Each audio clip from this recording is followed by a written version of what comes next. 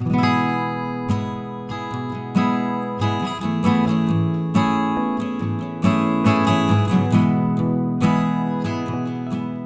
quero convidar você a abrir a sua Bíblia no Evangelho de João, no capítulo de número 4.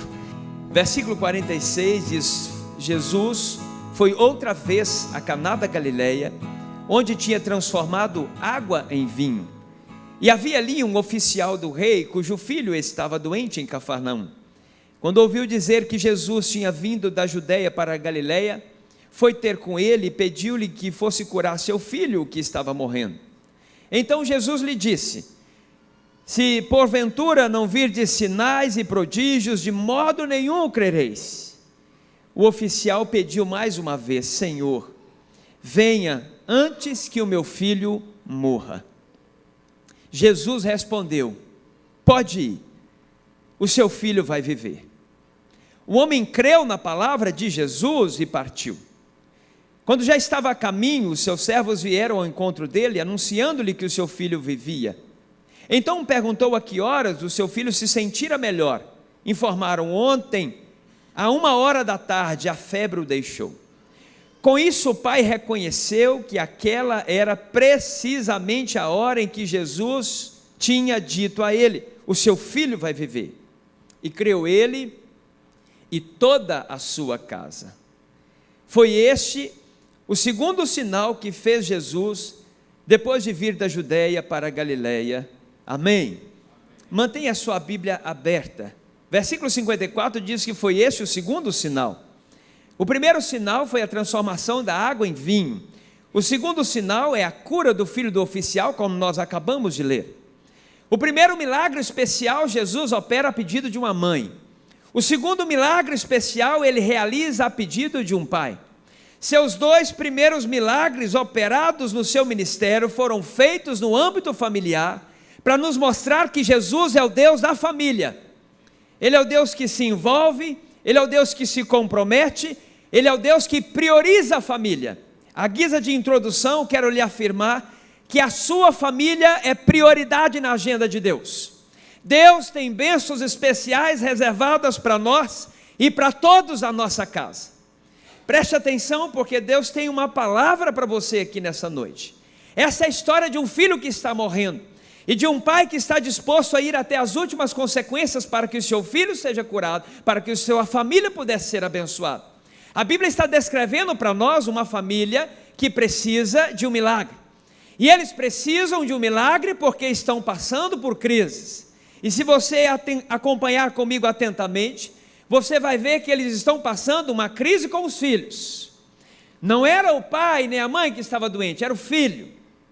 E a dor se multiplica muitas vezes mais quando um dos nossos filhos são alvejados. Quantos são pais aqui? Levanta a mão, pais e mães. Quanta gente aqui, pai e mãe. Então vocês me compreendem muito bem. Uma coisa é quando nós estamos no hospital, outra coisa é quando nossos filhos estão. Um filho doente põe toda a família enferma.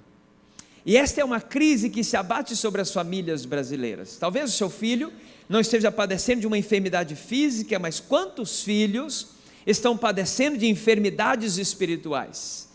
E eu sei que não tem nada pior para um pai do que ver o seu filho perdido, acorrentado, agrilhoado no mundo. Quantos filhos cresceram na igreja e no tempo se desviaram, tropeçaram, foram seduzidos por este mundo, foram enganados por Satanás e hoje estão longe da presença do Senhor. Malaquias capítulo 4 diz também sobre a maldição da família, quando o coração dos pais não são convertidos aos filhos, o coração dos filhos não são convertidos aos pais. Esta é uma crise que muitas famílias têm vivenciado. Se já não bastasse, essa família aqui está passando por uma crise financeira. A Bíblia diz que este homem era um alto oficial do rei Herodes, e eu não tenho dúvida que este homem tinha dinheiro, este homem tinha recurso, e com seu filho doente, ele não mediu esforços, levou o menino a lugares especializados, pagou os mais caros tratamentos daquela época, mas todo o seu dinheiro investido não deu em nada, porque o final do versículo 47 diz que o menino ia de mal a pior e agora está à beira da morte. Todo o investimento daquela família, eles perderam tudo. Quantas famílias estão enfrentando crise financeira? Porque fizeram investimento e não tiveram retorno. E a crise financeira vem, meus irmãos, não só quando o dinheiro acaba, mas quando se tem muito dinheiro e se descobre as limitações dos recursos humanos. Porque o dinheiro pode comprar uma bonita casa, mas não pode construir um lar feliz. O dinheiro pode encher a sua casa de ansiolíticos, mas não pode produzir serenidade para a alma. O dinheiro pode pagar bons tratamentos, mas não pode comprar milagres. O dinheiro pode te dar influência aqui na terra, mas não pode subornar a Deus. O dinheiro pode comprar serviçais e bajuladores, como este homem tinha servos, mas não pode comprar amigos de verdade. O dinheiro pode te dar privilégios na terra, mas não garante o lugar no céu. Há limitações para o dinheiro. Este homem ainda vai enfrentar com a sua família uma crise religiosa, porque a Bíblia diz que Jesus está na região da Galileia e dos gentios. Este homem é da Galileia dos gentios, e certamente ele é um gentio. E se ele é um gentio, ele ainda não acreditava em Jesus, como descreve a Bíblia. Ele certamente colocava a sua confiança e a sua esperança, talvez nos deuses romanos, que era adorado no panteão construído por Augusto. Talvez ele acreditava nas crendices da época que César era senhor. Ou ele colocava a sua fé naqueles deuses malucos da Grécia, os deuses da mitologia. Mas o que me chama a atenção, meus irmãos, é que quando a morte bateu na porta da casa dele, ele não vai fazer uma peregrinação em Roma, ele segue o caminho inverso. Ele desce para encontrar com Jesus, porque ele compreendeu que o milagre que a sua família tanto precisava, só Jesus podia operar. Preste atenção, o milagre que a minha família, a sua família, que a nossa família tanto precisa, só tem um que pode operar, o nome dele é Jesus de Nazaré. Ele é a única e a maior esperança das nossas famílias. Se já não bastasse, esse homem vai enfrentar uma crise existencial com a sua família. Esse homem tinha recursos, ele tinha tudo que ele sempre quis ter. Ele chegou no ponto mais alto da sua carreira profissional, seria como hoje um procurador da república. Ele é um alto oficial do rei Herodes. Ele tinha a casa mais bonita, ele vivia no palácio. Ele tinha um carro do ano, naquela época devia ser o jumento do ano. Ele tinha tudo que ele sempre quis ter. Um homem amado pela sua família, admirado pelos seus amigos, invejado pelos seus inimigos, prestigiado na sua sociedade. Ele tinha tudo, mas quando a morte bateu na casa dele, ele percebeu, ele descobriu que todas aquelas coisas não eram suficientes, porque a posição social é inútil contra os dramas da vida. A morte bate na casa do pobre, mas bate na casa do rico também.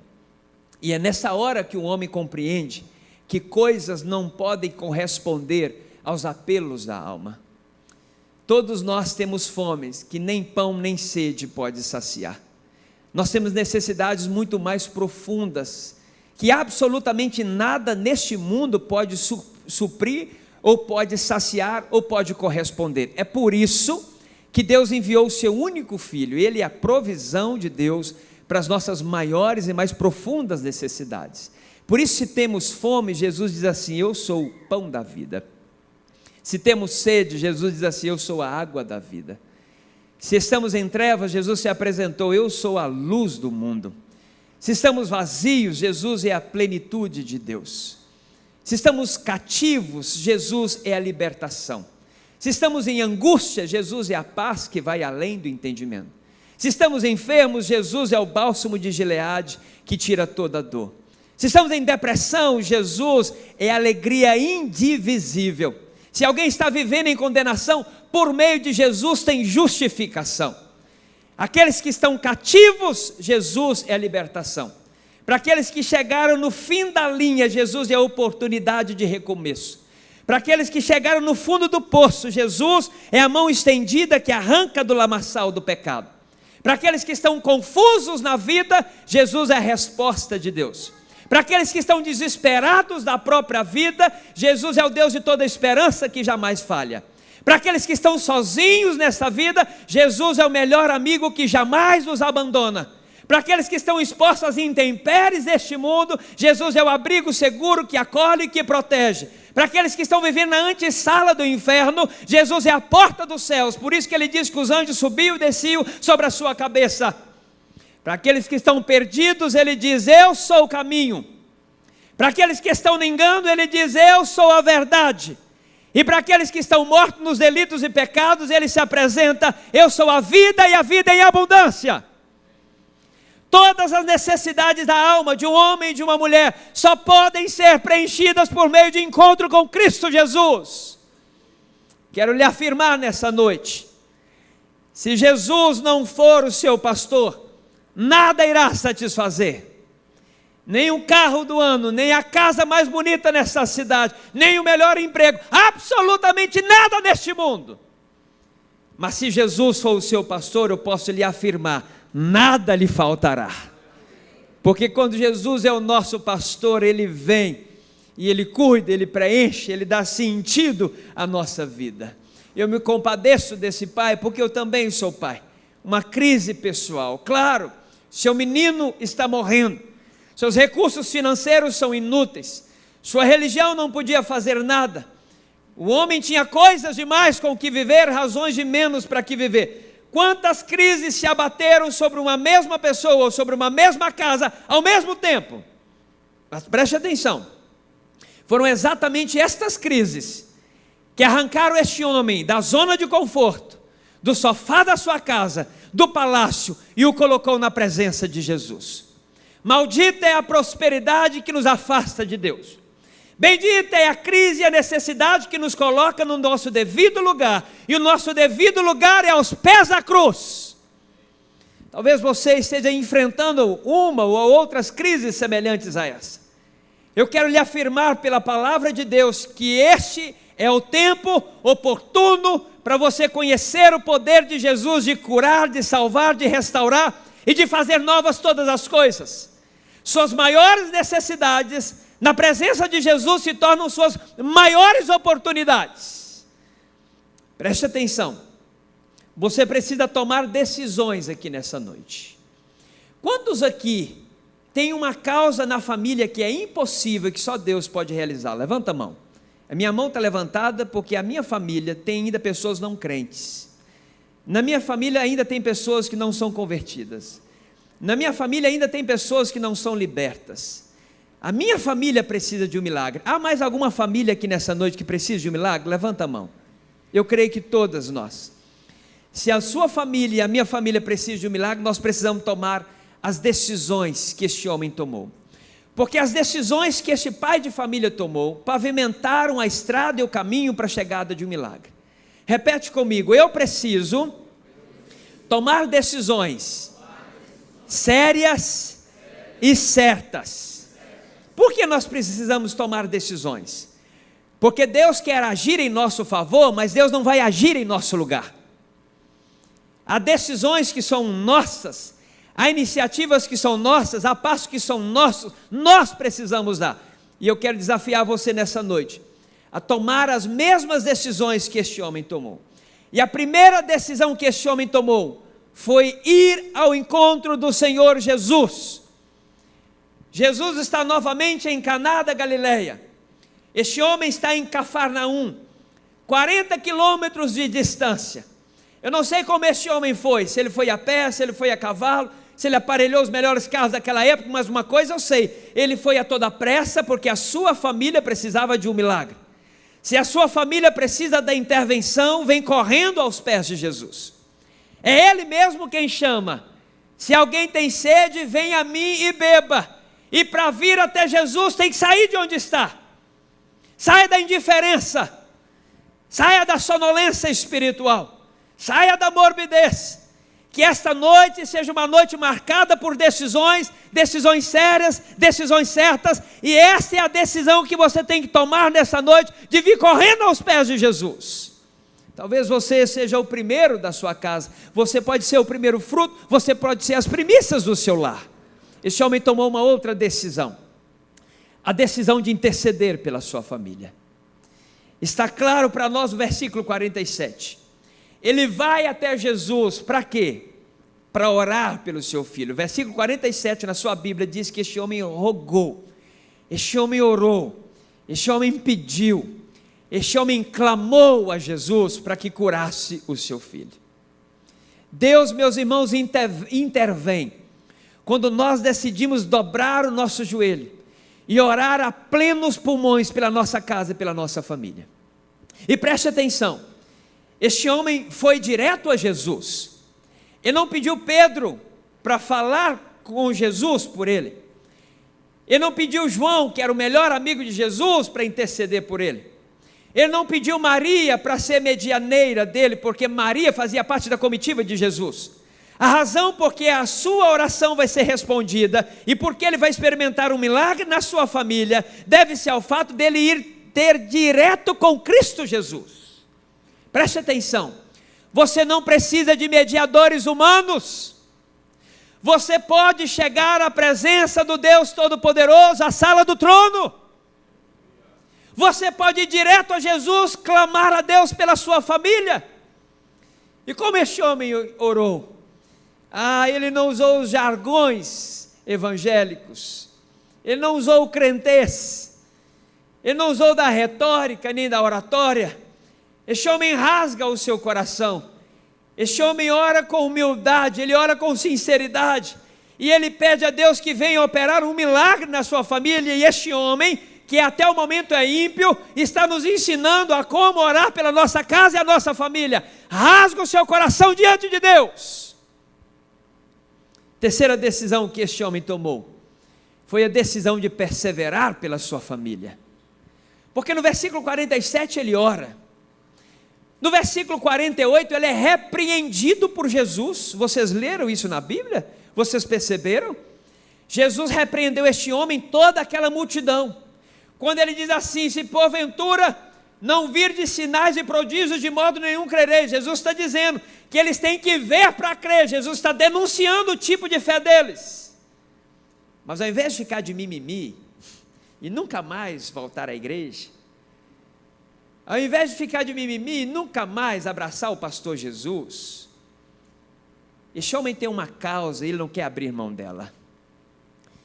Este homem tem um bem precioso demais chamado família e filho, que não tem preço, por isso ele persevera. E no versículo 49 ele faz uma das orações mais lindas da Bíblia. Ele diz assim: Senhor, desce até a minha casa. Versículo 49, Senhor, desce até a minha casa antes que o meu filho morra. Não deveria ser esta, meus irmãos, a nossa oração todos os dias? Senhor, desce até a minha casa, desce a minha casa. Meus irmãos, eu tenho absoluta convicção que quando a igreja ora, os céus se movem, o inferno estremece e coisas novas acontecem na terra. É tempo de nós não apenas orarmos, mas é tempo de nós perseverarmos diante de Deus, até que Ele responda às nossas orações. Deixa eu lhe dizer claramente, é possível que Deus tenha me trazido aqui a Maringá para você ouvir o que eu vou lhe falar neste momento. Não desista da sua família, não desista do seu casamento, não desista do seu marido, não desista da sua esposa, não desista dos seus pais, não desista dos seus filhos, porque nós servimos um Deus que tem poder para restaurar, para restituir. Ele tem poder para ressuscitar, e Ele ressuscita não só pessoas mortas, Ele ressuscita casamentos mortos, Ele ressuscita famílias mortas, igrejas mortas. Ele ressuscita porque Ele é o Deus Todo-Poderoso. Não há absolutamente nada que seja demasiadamente difícil para Ele. Ele pode mudar a história da sua vida, da sua família hoje. Persevere pela sua casa, persevere pela sua família. Por último, este homem tomou a decisão de confiar na palavra de Jesus, porque a oração dele: Senhor, desce até a minha casa. Acompanhe. Ele pensava, imaginava que Jesus iria andar 40 quilômetros, chegar lá em Cafarnaum, entrar na casa dele, colocar as mãos na cabeça do seu filho e o seu filho ser curado. Mas agora Jesus apenas libera uma palavra, e uma palavra poderosa. Jesus diz assim: pode ir, o seu menino já está curado. E ele agora precisa tomar uma decisão, e ele tomou a decisão certa. A decisão certa é confiar na palavra poderosa do Senhor Jesus. Este homem creu que a palavra de Jesus era tão poderosa quanto a presença de Jesus. Este homem creu que Jesus não precisava estar fisicamente num lugar para um milagre acontecer. O Senhor Jesus não está fisicamente neste lugar, mas porque a palavra dele está sendo pregada, Deus pode mudar a história da sua vida e da sua família nessa noite. Tome a decisão de confiar na palavra de Jesus. E há muitos benefícios quando nós confiamos na palavra de Jesus. Eu quero citar rapidamente alguns.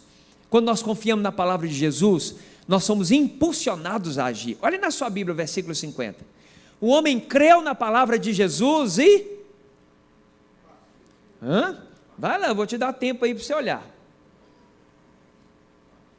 O homem creu na palavra de Jesus e partiu. Quando nós confiamos na palavra de Jesus, nós não ficamos paralisados pelo medo. Quando nós confiamos na palavra de Jesus, nós não deitamos em berço esplêndido. Quem confia na palavra de Jesus dá um passo adiante para tomar posse da sua terra prometida. E a nossa terra prometida é a nossa família aos pés do Senhor. Quando nós confiamos na palavra de Jesus, nós somos ministrados com uma paz que vai além do entendimento. Não dá tempo para eu explicar isso, compre o livro e leia. Mas eu quero destacar isso aqui. Quando nós confiamos na palavra de Jesus, nós somos surpreendidos, Laerte, por boas notícias. Porque o homem está voltando para sua casa, e no meio do caminho, já dizia Carlos Drummond, tem uma pedra. Mas além de ter uma pedra, no meio do caminho ele encontra os seus servos. E a Bíblia é precisa, a palavra de Deus é maravilhosa. Olha o versículo 58, ele pergunta assim: que horas o menino se sentiu melhor? E os servos dele dizem assim: sentiu melhor? Não, o seu menino já está completamente curado. Naquele dia ele foi surpreendido por boas notícias. Quantos creem que Deus pode nos surpreender neste mês de outubro? Gente, eu creio. Deus pode nos surpreender, porque Ele é poderoso para fazer infinitamente mais do que pedimos ou pensamos. Toda vez que nós fazemos propósito de jejum e oração na nossa igreja, Deus, Ele intervém. O jejum é uma metodologia bíblica para nós nos humilharmos aos pés do Senhor e declararmos que dependemos completamente dEle. E nós fazemos períodos de jejum durante o ano. E toda vez que vai ter jejum, eu falo, pode preparar, pode jejuar, porque Deus vai intervir.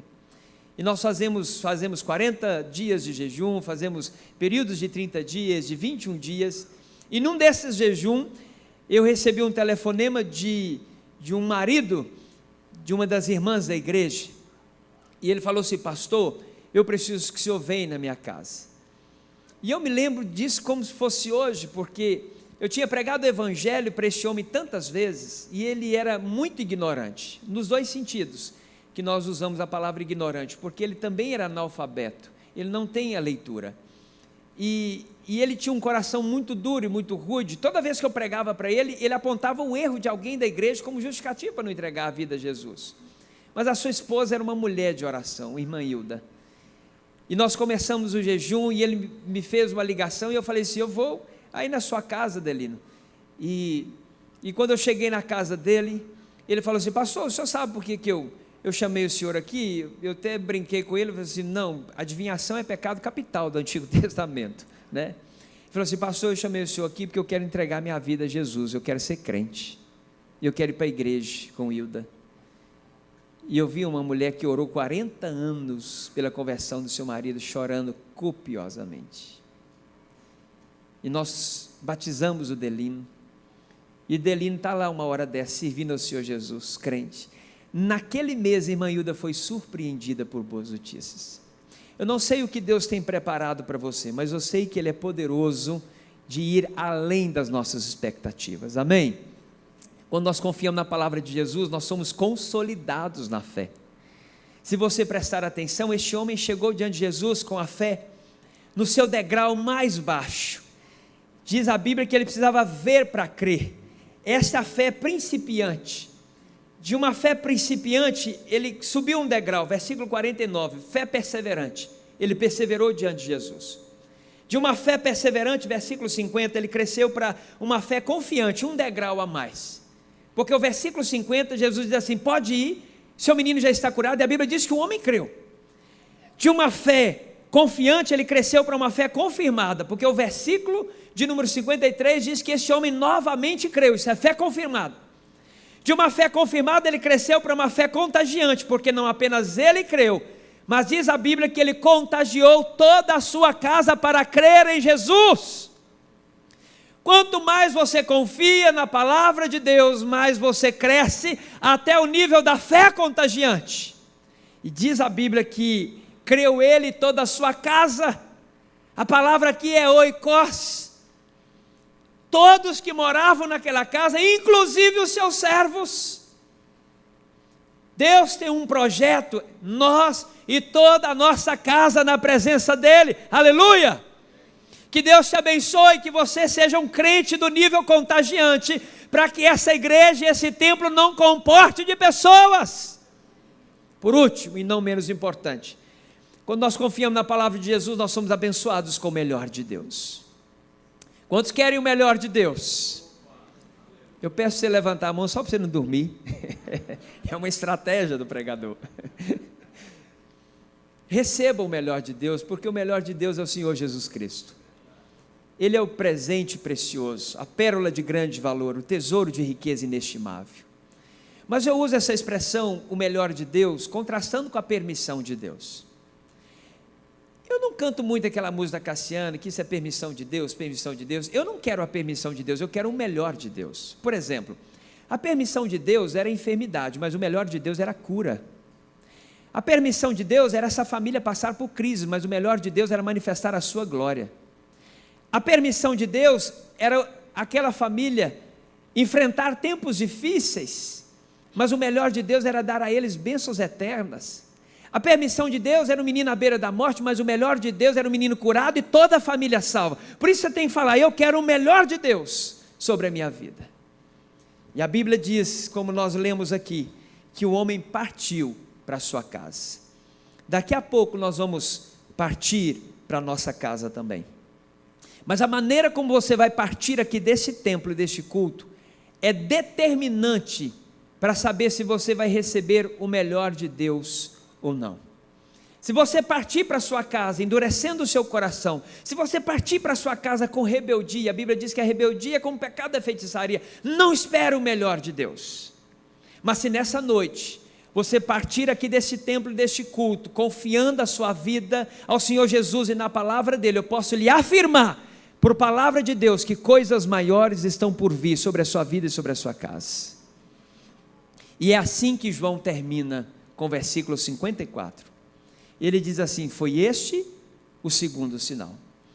Por que João foi pontilhando? Este foi o primeiro, este foi o segundo. Ele queria dar aos seus primeiros leitores expectativa de que coisas maiores estavam por vir, e vieram. O terceiro sinal é maior do que o segundo, está em João capítulo 5, um homem 38 anos paralítico, pelo poder da palavra de Jesus, ele pegou a sua cama e foi embora, e nunca mais voltou para aquele lugar. Mas o quarto sinal foi ainda maior do que o terceiro, porque Jesus multiplicou pães e peixes, que só de homens alimentou 5.000 homens. Nós não fazemos ideia da grandeza deste milagre. Eliseu foi usado por Deus para multiplicar pães, para alimentar 100 homens. Imagine então a grandeza do milagre de Jesus, que alimentou não 100, mas 5.000 homens. Mas o sexto sinal, o quinto sinal, foi ainda maior do que o quarto, porque João descreve esse sinal, que Jesus vem andando por sobre as águas, aquieta o coração dos seus discípulos, aquieta a tempestade, e certamente Jesus vem andando sobre as águas para nos ensinar que aquilo que põe medo em nós está debaixo dos seus pés. Mas o sexto sinal foi ainda maior do que o quinto, porque jamais se ouviu que um cego de nascença veio enxergar, está em João capítulo 9, e pelo poder da palavra de Jesus, o cego não apenas enxergou, mas deu um testemunho maravilhoso. Se ele é pecador eu não sei, uma coisa eu sei, eu era cego e agora vejo. Mas maior do que uma cura é a ressurreição de um morto, e é o sétimo sinal, que é ainda maior. João capítulo 11 descreve que Lázaro, depois de 4 dias sepultado, é trazido de volta à vida. E a Bíblia descreve que Jesus teve que ser específico, ele teve que chamar Lázaro, porque se Jesus chega diante do túmulo e manda levantar, levantaria todos os mortos. Tamanho o poder da palavra de Jesus.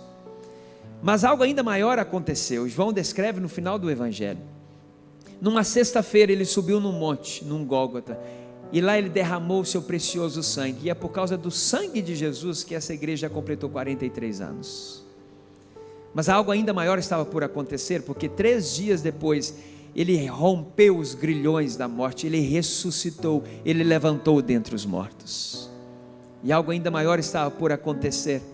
E João descreve em Apocalipse capítulo 1, Jesus é assunto aos céus, 40 dias depois.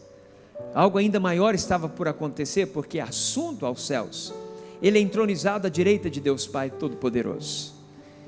João, quando encontra novamente com Jesus, ele diz que o Senhor Jesus agora recebeu um corpo glorificado, que os seus olhos agora são como chamas de fogo, que os seus cabelos são brancos como a branca neve, que o seu rosto não é mais aquele desfigurado de Isaías 53, que nós olhávamos para ele, nenhuma beleza via, mas João diz que o rosto de Jesus brilha como o sol na força do meio-dia, que a sua voz não é mais aquela cansada, embargada pela sede, mas que é como um som de muitas águas, que nas suas mãos não tem mais os cravos romanos, e ele não é um homem das mãos vazias, furadas. Na sua mão agora tem um cetro de justiça, de majestade e de equidade. Seus pés não são mais aqueles empoeirados da Palestina, mas João diz que os seus pés são como bronze, como latão, e que na sua coxa direita está escrito: Rei dos reis e Senhor dos senhores. É esse Jesus, entronizado à direita de Deus Pai Todo-Poderoso. Ele é a única esperança da sua família, um milagre que a sua família tanto precisa, só Jesus pode operar. Feche os seus olhos neste momento, vamos orar, vamos fazer uma breve oração. Eu quero te dar um tempo para você orar pela sua família. Eu queria que você orasse pela sua família. Ninguém vai orar com mais fervor pela sua família, ninguém vai orar com mais paixão pelos seus filhos do que você mesmo. Ninguém vai clamar a Deus mais de todo o coração do que você mesmo pela sua família. Decida nesta noite vir à presença de Jesus. Decida nesta noite interceder como você nunca antes orou, intercedeu pela sua casa. Decida nessa noite perseverar pela sua família. Decida confiar na palavra de Jesus. E a palavra de Jesus em Isaías diz que a sua posteridade será conhecida entre as nações, os seus descendentes no meio dos povos, e tantos quanto os virem, os reconhecerão como uma família bendita do Senhor. Deus tem uma promessa para nós e para nossa família, de sermos uma família bendita, abençoada pelo Senhor. Creia na palavra de Deus. Oh Deus, obrigado pela sua presença neste lugar, obrigado pela sua palavra, e obrigado pelo seu poder que é liberado sobre nós. Colocamos agora, Deus, nós e a nossa casa diante do teu altar. Tu podes todas as coisas. O Senhor conhece a realidade de cada família dos meus irmãos que estão aqui. O Senhor conhece a minha casa e a minha família. Por isso, ó Deus, nós oramos ao Senhor em o nome de Jesus. Colocamos, ó Deus, toda a nossa fé, toda a nossa esperança unicamente no Senhor Jesus, confiando nos méritos dele, e pedimos ao Senhor: desce até a nossa casa. Nossa casa precisa de libertação, nossa casa precisa de salvação, nossa casa precisa da intervenção do Senhor, nossa casa precisa de restauração, nossa casa precisa de perdão. Senhor, desce até a nossa casa e transforma a nossa casa num pedaço do céu, no vislumbre do paraíso. Tu podes todas as coisas, e é no nome de Jesus que nós oramos, clamamos, entregamos a nossa vida e a nossa família. Amém, amém. Que Deus os abençoe, em nome de Jesus.